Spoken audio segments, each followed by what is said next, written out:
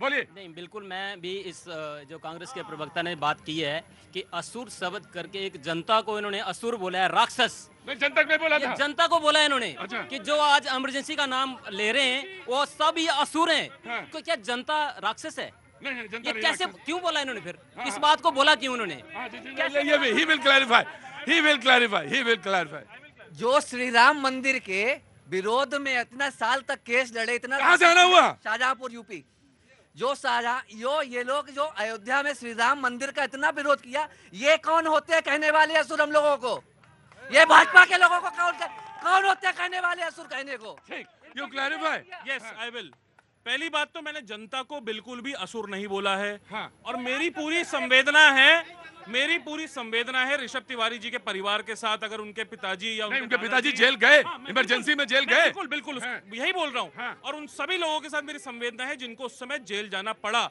लेकिन इस जैसी काली घटना को अगर उनका परिवार या उनके पूर्वज जैसे ऋषभ तिवारी जी बार बार ढिंडोरा पीट पीट के नाच नाच के देश के सामने गाएंगे तो वो तो असुर प्रवृत्ति हुई बिल्कुल। और मैंने जनता को बिल्कुल भी असुर नहीं बोला है। ठीक। और रही बात श्री राम मंदिर की, देखिए श्री राम मंदिर में बात करेंगे। इन्होंने मान लिया कि इमरजेंसी काली घटना थी, संविधान को जो है ताक पर रखा गया, इन्होंने मान लिया और ये ढोंग करते हैं संविधान बचाओ। यही जनता को समझना पड़ेगा, ये संविधान के नाम पर ढोंग करते हैं। कांग्रेस सुन लीजिए, मैंने कटियार जी जी जैसे बहुत सारे मुद्दों पे बात कर रहे हैं। जी संविधान पे इस देश में खतरा था, ये हम नहीं, इस देश की जनता ने माना प्रतीक जी। जी। और उत्तर प्रदेश में जो आप धर्म के कंधे पे जाके राजनीति करना चाहते थे, तो अयोध्या के लोगों ने नकार दिया आपको। आप विकास की राजनीति करें, बेरोजगारी कैसे मिटेगी उसकी राजनीति करें, किसान संपन्न कैसे होगा उस पर बात करें, देश की में सिंचाई कैसे बढ़ेगी उससे किसान संपन्न होगा उस पर बात करें। धर्म को राजनीति में ना लेके आए, लोकतंत्र की जड़ों को कमजोर ना करें, आरक्षण खत्म ना करें। और जैसे सूरत में आपने लोकतंत्र लूटा, उस पैटर्न पे अगर आप लूटेंगे तो ये देश की जनता है जो तुम्हें पीछे से बाहर कर देगी, ये बर्दाश्त नहीं करेगी। कटियार देना, पर उतावलापन नहीं, सब्र रखा करो। कटियार साहब, एक बात तो मैं कहूंगा कि सरकार में, अभी किसी सरकार में, और मैं बड़े खुलेआम बोल रहा हूं शब्दों के बाद साथ बिल्कुल संतुलित होकर, किसी सरकार के पास अभी ये मेजॉरिटी नहीं है, ये ताकत नहीं है कि कोई आरक्षण में जरा तिनका भर भी छेड़छाड़ कर दे। और अगर वो लाना चाहते हैं ईमानदारी से तो स्वागत होगा, बहस होगी। लेकिन ये वाक्य भी अगर मैं कह देता हूं ना कि बात होगी, तो ये मैं मान लिया जाता हूं कि मैं आरक्षण विरोधी हूं। मैं आरक्षण विरोधी नहीं हूं कटियार साहब, लेकिन जब आप ये शब्द उठाते हैं कि आरक्षण खत्म कर देंगे तो एक संदेह पैदा करते हैं। और अगर वो संदेह पैदा करते हैं, अगर मैं दूंगा, आप ही को दूंगा भाई, अगर आप संदेह पैदा करते हैं, इट्स योर ओनर्स, आपकी ड्यूटी है कि उस संदेह को दूर करें। बिल्कुल सही बात है। आप ये पूरा देश का बुद्धिजीवी भी देखता है, आपका कार्यक्रम बहुत पॉपुलर है। लेटरल एंट्री के माध्यम से 100 से ऊपर आईएएस बनाए, सब दलित पिछड़ों का अधिकार खत्म हो गया। क्या ये असंवैधानिक नहीं है? Now let me answer. आप उत्तर प्रदेश में शिक्षक भर्ती करते हैं, 19,000 दलित पिछड़ों का आरक्षण खा जाते हैं। क्या संविधान विरोधी नहीं है? संविधान क्या किताब अकेली है? वो संविधान है दलित पिछड़ों को कैसे प्रेजेंटेशन मिले, उनको कैसे अधिकार मिले, उनका जीवन कैसे हो, उनके लोग सदन में बैठ के ये न्यायपालिका कार्यपालिका उनके जीवन को सुधार करें। अगर वो खत्म कर देंगे, यही संविधान खत्म है जो हम नहीं होने देंगे। आप ना होने दें, बहुत अच्छी बात है। जो हाशिए पे हैं उनको आगे आना चाहिए, बिल्कुल आना चाहिए। लेकिन अगर स्वस्थ बहस चाहते हैं तो संदेह मत पैदा करिए, बहस करिए। और मैं तो आपको कह रहा था, मैं तो अभी की बात बताऊं, मैं आम आदमी पार्टी के पास आ रहा हूं, वो मुझे बहुत देर से देख रही हैं। मैं आप ही के पास आ रहा हूं, आपके नेता की बात से शुरुआत की थी मैंने, और मैंने उनका फोन भी लिया था।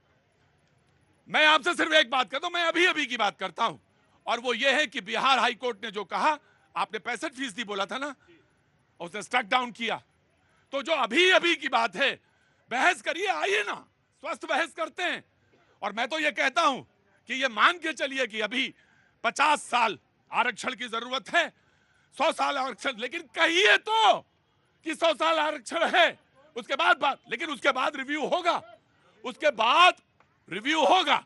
तो कहिए, बोलिए बोलिए कि 100 साल रहेगा, उसके बाद रिव्यू होगा, लेकिन बोलिए तो।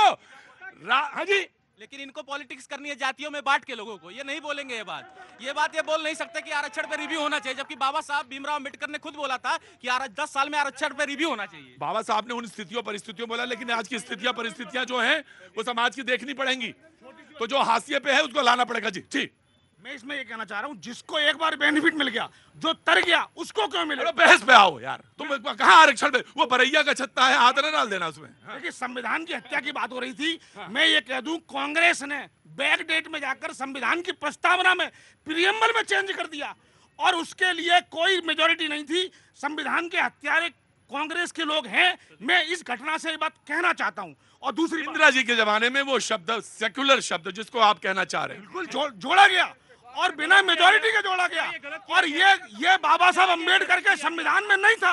अगर बाबा साहब को सेकुलर वर्ड डालना होता, लड़ाई नहीं, बिल्कुल चुपचाप। सेकुलर शब्द की जगह क्या कम्युनल करना चाह रहे हैं? इनसे पूछिए ना, सेकुलरिज्म से तकलीफ सेक्युलर शब्द था नहीं। अगर बाबा साहब को जरूरत होती वो जरूर डालते। कम्युनल जोड़ना चाहते हैं। बाबा साहब ने सेकुलर शब्द क्यों नहीं लिखा? तो संविधान से छेड़छाड़ तो आपने शुरू करी, ये एक तर्क है, लेकिन इस देश, हाँ आपको कुछ जोड़ना है? रुको, पहले नवयुवक से पूछ लूं, एक मिनट। हाँ जी, सर मेरा नाम शिवम है। शिवम, कहाँ से आना हुआ? मैं आज का युवा महिपालपुर से आ रहा हूँ। आज का युवा हूँ मैं। अरे युवा हो, तुम्हें कहने की कोई जरूरत नहीं है। मुझे अपनी बात करनी है, ये आरक्षण की बात कर रहे हैं। ये 18% जो GST लगा हुआ है एजुकेशन के, अब आरक्षण में हमें मत दो, लेकिन हमको जितना पढ़ना है उसके हमको मुफ्त कर दो, जितना हमको पढ़ना मुफ्त कर दो। अभी मैं सेकंड ईयर में हूँ और जॉब भी करता हूँ ब्रिकेट के अंदर। मैं कोऑपरेटिव, उनको लिंक फर्क नहीं पड़ता। अपना घर भी चला रहा हूँ और अपनी जॉब भी कर रहा हूँ, अपनी पढ़ाई भी कर रहा हूँ। हमको आरक्षण की जरूरत नहीं है, हमको पढ़ने दो। हमको सरकार जितना हमें दे सकती है। क्या नाम है बेटा? शिवम। शिवम कह रहे मैं अपना घर भी चला रहा हूँ, और ऐसे बहुत सारे हैं। शिवम, तुम अकेले नहीं हो, इस देश में बहुत सारे युवक हैं जो घर भी चला रहे हैं, आमदनी भी कर रहे हैं। लेकिन ये बात मैंने उस संदर्भ में कही थी कि जो हाशिए पे हैं, जिनके लिए एक दायित्व तय किया था कि सामाजिक सरोकार तक उनको लेके जाएंगे, सामाजिक सरोकार से यानी एकता वहां पे होगी जहां पे जाति का एक बंधन है और जाति बंधन तोड़ना पड़ेगा, वहां तक बात थी। तो वो मैं समझ गया बेटा तुम्हारी बात, और तुम्हारी बात को भी मैं समझ के ही कह रहा हूं। लेकिन तुमने कहा कि राजनेता नहीं लड़ेंगे। जी, कांग्रेस कहना चाहती, जी ये है देश की जनता की आवाज। हाँ जी, युवा भी यही चाहता है और किसान भी ये चाहते हैं। तो फिर आपने क्यों नहीं किया? नहीं, GST इन्होंने लागू किया, गलत तरीके से लागू किया। क्या इस पे अरे काउंसिल में तो आप हैं, काउंसिल में आप हैं। क्या ये चर्चा करेंगे कि नहीं करेंगे? नो, काउंसिल में ये भी बैठे हैं, काउंसिल में बैठे हैं। संविधान की बात करते हैं। संविधान को बदलने की बात PMO के इकोनॉमिक एडवाइजर विवेक देबरॉय लिखते हैं कि हमें नए संविधान की जरूरत है। राइट, रुको, नेता जेल में। हाँ जी, बताइए। रुको, नेता जेल में है और बात होने दो पूरी।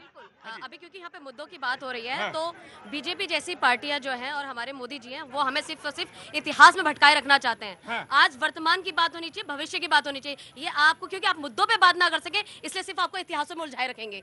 आज जरूरत है, हमारे जो युवा है उनको रोजगार की जरूरत है, महंगाई कम करने की जरूरत है, महिलाओं को सुरक्षा की जरूरत है, किसानों को। बहुत मैं आया तो आप ही के पास आऊंगा, जहां पे छोड़ा वहीं चलूंगा।